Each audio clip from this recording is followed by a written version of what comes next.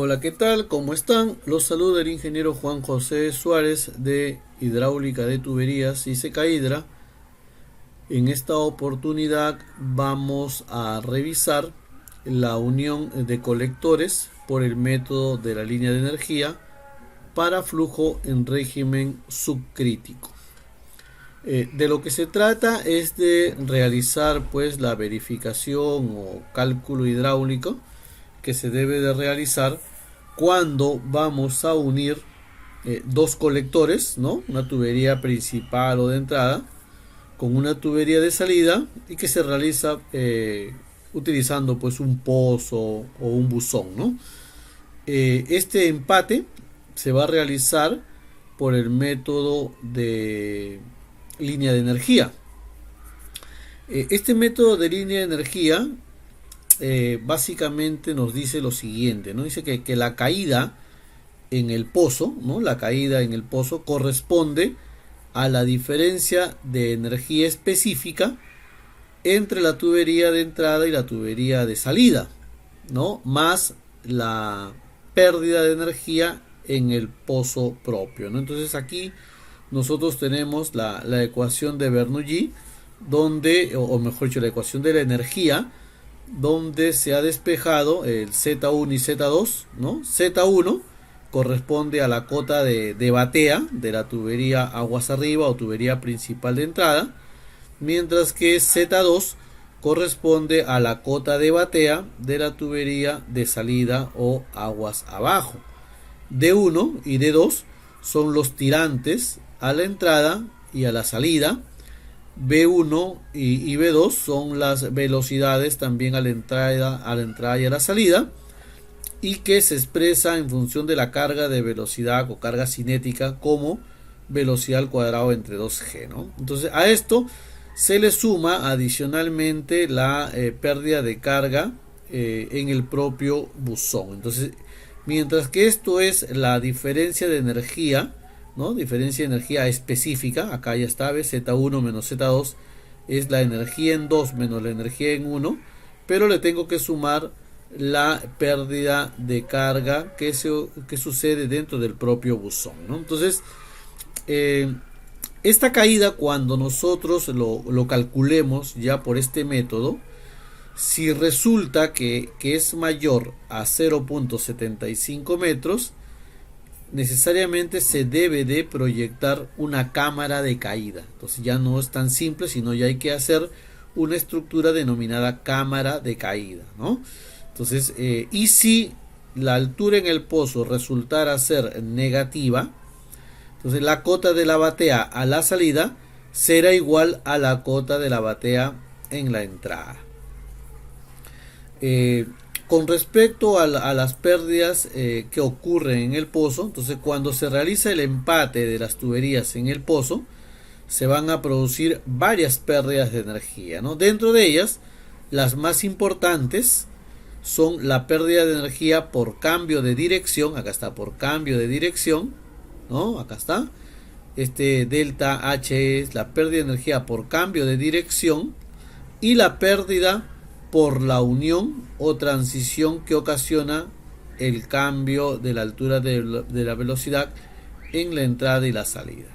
Entonces, la consideración de las pérdidas en el pozo implica pues una diferencia de alturas entre la línea de energía saliente y la línea de energía de la tubería principal que llega al pozo, ¿no? Entonces vamos a ver el cálculo.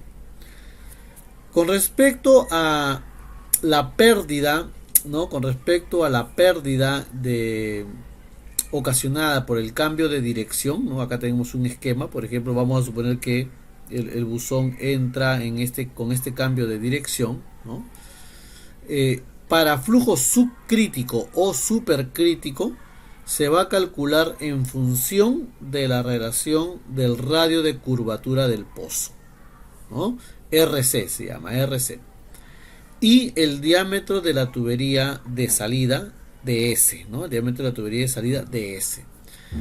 En esta tabla se presenta el valor de la pérdida de energía, ¿no? K por velocidad al cuadrado entre 2G, siendo B la velocidad promedio entre la tubería de entrada y la tubería de salida. Entonces tenemos que para régimen de flujo subcrítico, la relación del radio de curvatura del pozo y la tubería de salida, es el diámetro, ¿no? Esa relación, si está entre 1 a 1.5, se debería de tomar a 0.40 de la carga de velocidad promedio. Si es que está entre 1.5 a 3, se considera 0.2 veces la carga de velocidad promedio. Y si es mayor a 3, se considera 0.05 la carga de velocidad promedio, ¿no? Y para el régimen supercrítico también tiene sus valores, pero en este momento estamos analizando para régimen subcrítico, ¿no? Entonces, hay que entender también que el radio de curvatura que están comentando, se ve acá, este es el radio de curvatura de la cañuela, ¿no? Es el radio de curvatura conforme entra el flujo, esta cañuela como da la curva. Entonces, ese es el radio de curvatura, ¿ya? La fórmula para encontrar el radio de curvatura es igual al diámetro del buzón o del pozo dividido entre 2 veces la tangente del ángulo medio, o sea, de este ángulo de la curvatura, ¿no? Del ángulo entre los buzones, dividido entre 2, ¿no? Esa sería la fórmula. Por su parte, las pérdidas de carga debido a la unión que habíamos comentado, ¿no? Entre la tubería de entrada y salida, ¿no? Se debe o bien al aumento o bien a la disminución de esta velocidad, y va a depender lógicamente pues del caudal, si es que se adiciona o no, y la forma general de esta ecuación es igual a la siguiente, ¿no? Que la pérdida de carga debido a la unión de tuberías en el buzón es igual a un coeficiente K multiplicado por el valor absoluto de la diferencia de velocidades a la salida y a la entrada, ¿no? O diferencia de carga de velocidades, ¿no? Siendo K igual a 0.1 para un aumento de velocidad, que es decir, si la velocidad aumenta a la salida, y siendo K 0.2 para una disminución de velocidad. Bien, entonces, habiendo visto esta parte teórica, ¿no? Donde se ha explicado los conceptos, vamos a proceder ahora a desarrollar un ejercicio. Bien, vamos entonces ahora a una aplicación práctica del método de unión de colectores por el método de la línea de energía para el régimen subcrítico. En este caso, las características del colector aguas arriba lo tengo determinado en esta hoja, que va o es un colector que va de la progresiva 0 a la 520. Tenemos los datos de caudal para ese tramo, que es de 150 litros por segundo o 0.15 metros cúbicos por segundo. Tenemos el Manning de 0.01, una pendiente de 0.00275 metros por metros y un diámetro estimado que se ha considerado de 50 centímetros, ¿no? Entonces aquí puedes considerar el diámetro interior. Yo por un tema académico he considerado 0.5 metros. Esta hoja de cálculo ya la he trabajado en videos anteriores. Esta hoja de cálculo me permite, a través de un tanteo del ángulo central en esta tubería, de este ángulo central, poder determinar todas las condiciones hidráulicas, ¿no? Como el tirante, el perímetro, el área, el radio hidráulico, el espejo, la velocidad y el flujo. Para esto se ha utilizado la ecuación de Manning, la fórmula de Manning, donde el caudal, que es 0.15 metros cúbicos por segundo, lo coloco en este lado, y para este lado coloco toda esta expresión expresado en sus fórmulas en función del ángulo, ¿no? Aquí están las fórmulas, por ejemplo, para el tirante, que es diámetro medio multiplicado por 1 menos el coseno del ángulo central entre 2, para el área, que es igual al radio al cuadrado multiplicado por el el ángulo central menos el seno del ángulo central por el coseno del ángulo central, el perímetro mojado, que es 2 veces el radio por el ángulo central, y el radio hidráulico, que es igual al área entre el perímetro. Y esto lo complementamos con el espejo también, el espejo hidráulico también que podemos encontrar. De tal manera que como todo está en función del ángulo central, ¿no? Desde el cálculo del tirante, porque como el diámetro es conocido, la única incógnita es, o mejor dicho, la única variable de cual depende el tirante es el ángulo central. Entonces, para cada ángulo central yo puedo encontrar un valor de tirante, un valor de perímetro, un valor de área, un valor de radio hidráulico, el espejo de agua, la velocidad y el número de flujo. En este caso, de lo que se trata es encontrar el ángulo para que esta segunda parte de la expresión de Manning me resulte igual a la primera, ¿no? Entonces, con este valor de ángulo que he venido iterando, puedo encontrar ya esta igualdad en la ecuación. Pero vamos a suponer que tú estás en el ángulo 150, por ejemplo. Entonces, en 150, fíjate que acá me resultan las características hidráulicas, pero yo veo que aquí no se igualan todavía. Entonces, acá me dice sigue, ¿no?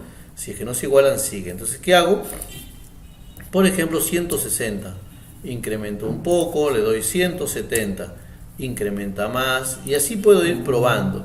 Ahora, si no lo deseo probar, me puedo ir acá a datos, a análisis de hipótesis, buscar objetivo, y en esta parte yo digo, yo voy a buscar un objetivo para definir esta celda. Esta celda yo la tengo que definir, esta celda acá. ¿Con qué valor? Con el valor, perdón, esta celda la tengo que definir con este valor de esta celda, que es un valor fijo, que es 0.15, para cambiar esta celda de acá. O sea, cada vez que voy cambiando esta celda de acá, me igualo este valor fijo con esta celda de acá. Entonces acepto y ahí me resulta el valor del ángulo central, donde ambos miembros de la ecuación se igualan, y aquí ya me sale OK. De tal manera que ya sé que el tirante para este diámetro de 500 milímetros es de 274 milímetros. Tengo el perímetro, el área, el radio hidráulico, la velocidad, el espejo y el flujo. De tal manera que tengo una velocidad de 1.36, tengo un flujo de 0.92, estamos en un régimen subcrítico, ¿no? Entonces, teniendo estas características de la tubería aguas arriba, ¿no? Ya definidas, hago lo mismo con las tuberías aguas abajo. Entonces fíjate que acá yo estoy en el tramo de 0 a la 520 y de aguas abajo va a ser de la 520 a la 540 acá.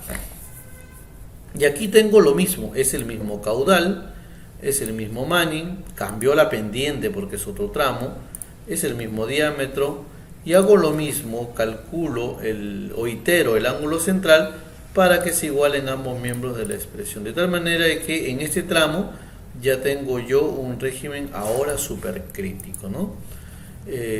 Ya teniendo estos datos, tanto aguas arriba como aguas abajo, acuérdate que el buzón es la intersección de colectores, ¿no? Por eso que estamos hablando que es la unión de colectores, ¿no? Entonces yo tengo esto. Tengo el buzón y por ejemplo tengo esto de acá, ¿no? Tengo el otro buzón acá. Ahí está, ¿no? Y va a haber un ángulo acá inclusive, ¿no? Acá va a haber un ángulo, ¿no? El ángulo justamente de la unión de los colectores. Y es aquí, en esta unión, es donde se da las pérdidas de carga, uno, por cambio de dirección, que ya lo habíamos indicado, ¿no? Una pérdida de carga por cambio de dirección y una pérdida de carga propio en el buzón por las singularidades que presenta. Bien, entonces me voy ahora a la hoja unión de colectores. En esta hoja, acuérdate, y vamos recapitulando, que hemos dicho que la pérdida de carga que se da en este buzón, pero que se da en el tramo de la conexión, es debido al cambio de dirección, que ya lo mencioné, y debido a la unión o transición, o sea, aquí mismo, ¿no? Entonces, para esto estamos aplicando la ecuación, ¿no? La ecuación de energía, ¿no? La ecuación de energía donde se ha despejado y hemos encontrado estas variables. Y lo que voy a hacer primero es pérdida de carga por cambio de dirección.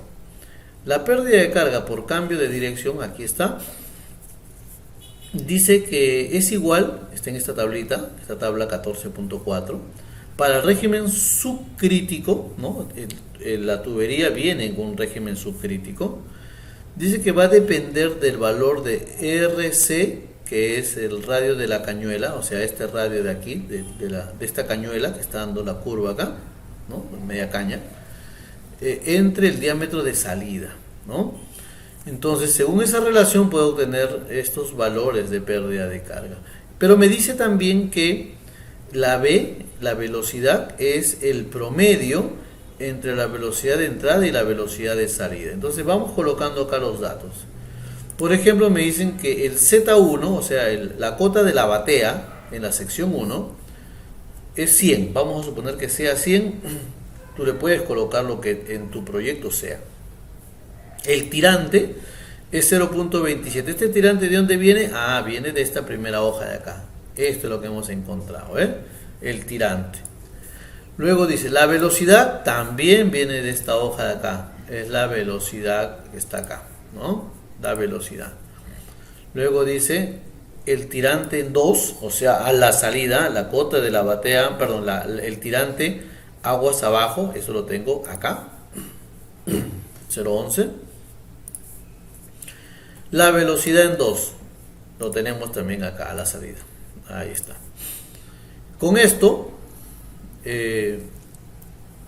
lo complemento para encontrar el radio de la cañuela con el ángulo del cambio de dirección, justamente acá, ¿no? Y ese ángulo del cambio de dirección estamos considerando que para este caso sea 45 grados, ¿no? Por lo tanto, y así complemento con mi información, porque necesito también mi diámetro de mi buzón, que es 1200 por norma, puedo encontrar el radio de la cañuela, que es igual al diámetro del buzón entre 2 veces la tangente del ángulo de desviación entre 2, ¿no? Y me sale 1448.53 milímetros, ¿no? Entonces, como ya tengo este valor del radio de la cañuela, ¿no? Tengo también el valor del diámetro de salida, que es 500. Acuérdate que acá entró con 500 y sale con 500, es lo que está acá. Diámetro 500, ahí está. Entonces puedo encontrar la relación del radio de la cañuela entre el diámetro de salida, ahí está, ¿no? Y eso me sale 2.90. Entonces 2.90 está comprendido entre 1.5 a 3. Por lo tanto, la pérdida de energía es 0.2. La velocidad promedio de entrada y salida entre 2G. Entonces aquí tengo la velocidad promedio, ahí está, la semisuma de ambas velocidades. Y tengo la pérdida de energía, que es 0.2 por esta velocidad cuadrada entre 2G. Me sale 0.09 o 9 centímetros que se pierde en este cambio de dirección. Luego viene la pérdida de carga por la unión, y eso está acá, ¿no? La pérdida de carga por la unión. Y esa pérdida de carga por la unión, acá está, dice que es igual a un K multiplicado por el valor absoluto de la diferencia de cargas de velocidad. Y K es 0.1 para un aumento de velocidad, o sea que si aquí aumenta la velocidad entre V1 y V2, o 0.2 para una disminución de la velocidad. En este caso hemos visto que la velocidad en 1 es 1.36 y la velocidad en 2 es 4.43. Hay un aumento de velocidad. Por lo tanto, va a ser 0.2, ¿no? Entonces, acá justamente está la fórmula que me dice si es que aumento o disminuye, qué valor debo considerar. Y la pérdida de carga por incremento en la unión sería igual a este valor, 0.2 multiplicado por la diferencia de cargas de velocidad, ¿no? Y esto me sale 0.18. Por lo tanto, yo ya tengo mis pérdidas de carga, y puedo determinar ahora la cota de la batea a la salida, porque yo tenía la cota de la batea a la entrada, que era 100. Ahora la cota de la batea a la salida va a ser igual a ¿qué? Va a ser igual a el 100 menos, o si lo despejo de acá, si lo puedes hacer de acá también, ¿no? El Z2 va a ser igual, si lo paso para acá, va a ser igual a la cota de la batea en 1 menos esta carga, esta energía en 2, esto pasa a sumar, más la energía en 1 y menos la pérdida de carga por cambio de dirección. Y eso lo tenemos acá, ¿no? Aplicando energía. Por lo tanto, la cota de la batea en 2 es 98.99. ¿Cuánto sería la caída en el pozo? Es la resta de Z1 con Z2, que sería 1.01 metros. Prácticamente un metro es la caída que se va a dar. ¿Y qué me dice la teoría o la recomendación? Acá dice, si la caída en el pozo resulta ser mayor de 0.75 metros, debe de proyectarse una cámara de caída. ¿Ve? Entonces acá se requiere una cámara de caída. Y esa cámara de caída lo veremos en un siguiente video, o lo pueden tener disponible en el curso de diseño y modelamiento de alcantarillado sanitario en Sigüenza, que está en nuestra plataforma de secaidra.com. Si te sirvió este video, no te olvides darle me gusta, suscribirte y recomendar con tus colegas la información. Gracias.